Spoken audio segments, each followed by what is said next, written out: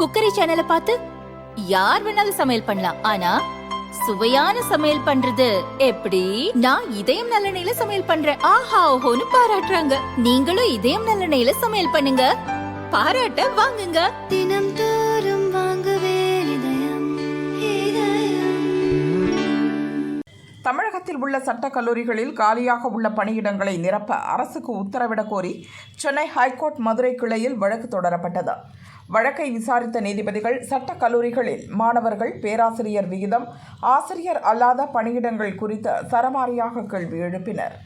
தமிழகத்தில் 7 அரசு சட்டக் கல்லூரிகளில் முதல்வர் இல்லை. பல கல்லூரிகளில் அடிப்படை வசதிகளே இல்லை. அனைத்து அரசு சட்டக் கல்லூரிகளையும் மூடிவிடலாமே. புதிய சட்டக் கல்லூரிகளை திறந்தால் மட்டும் போதுமா? எத்தனை மாணவர்கள் படிக்கிறார்கள்?